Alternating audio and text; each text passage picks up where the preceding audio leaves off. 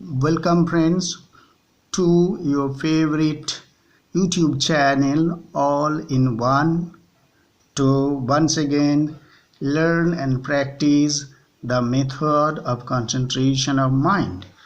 So far we have discussed at length the nature of mind, then why mental concentration is so much important for each and everybody just to have a very successful life, and how to learn things better. Concentration helps us, and also the five steps which we have to follow, and the most important of them being Yama and Niyama. We have learned that without Yama and Niyama, concentration of mind is meaningless.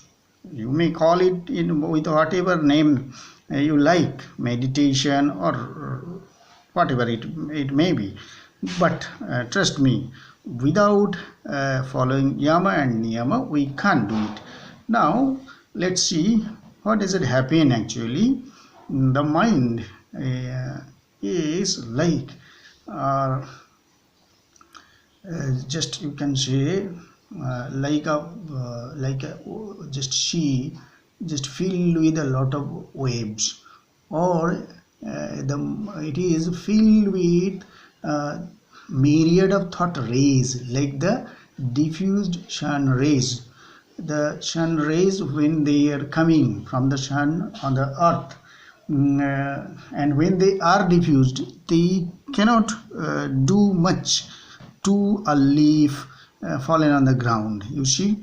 But when these sun rays are just pushed through a convex lens, then they get converged, and they become so much actually powerful, that these converged sun rays can even burn the leaf. And the same thing happens with the mind.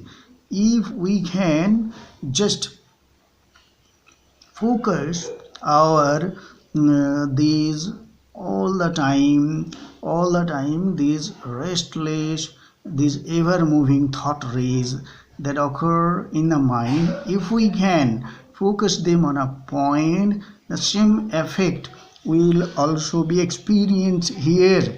The focused mind means the converged thought rays, controlled thought rays, and then with that controlled mind, concentrated mind, we can learn things just more quickly and easily. We can understand them also better.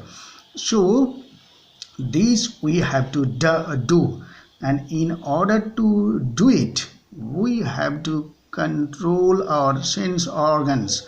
The sense organs are constantly producing myriad of just thoughts. They are creating thoughts in the mind, thought rays, like, and our eyes, our ears, and our nose, our skin, our tongue, these five sense organs, they are just receiving sensations from our nature outside, and from the body mind complex also, and they are sending it to the mind, and the mind is again creating responses for all these just all the sensations. And what is happening, it is creating a complex, it is creating a flux, as if, and it is all the time, it is like a whirlwind. The mind is in that state, it is restless because of that.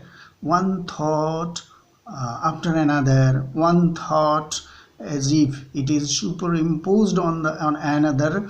They are always trying to make us restless, and if we cannot just control them, then it will bring about disaster in our life. Just think about the 5 horses just tied to a chariot through their reins and controlled by the charioteer. If the horses start running in 5 different directions, then what will happen?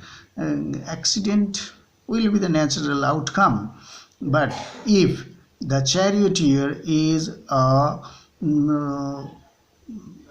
skilled one, he can easily control the horses and make them move towards the destination, and the man on the chariot can then reach to his destination. In the same manner, if we can have just perfect control or better control than what we have now in our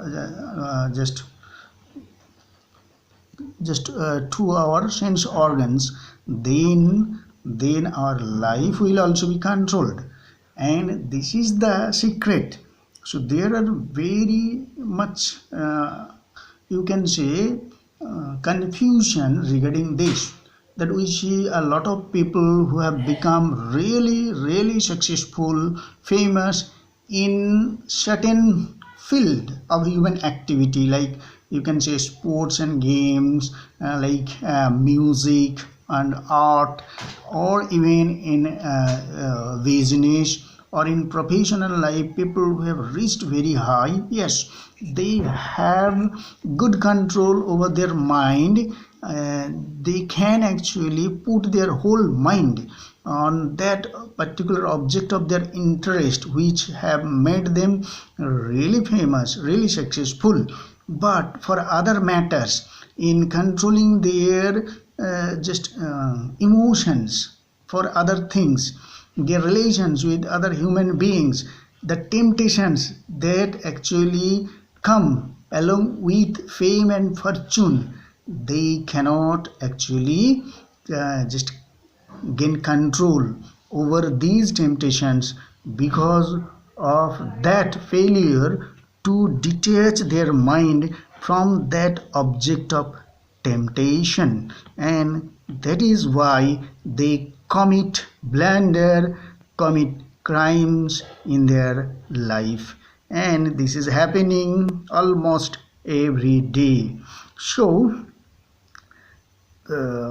whenever anyone telling you about concentration of mind, controlling your mind, or about meditation, without proper emphasis on Yama and Niyama, simply they are trying to misguide you, or they are trying to hide from you one just unfavorable thing, which we may not like these things at the beginning. That if someone is saying that you should be honest, you should be truthful, you will adopt non-violence, or you will not just steal from others, you must have purity and just of body, mind, and just speech, and you will not receive any gift from others.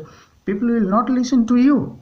And because of that fear, perhaps most of the people, they avoid these things, they don't tell you these things.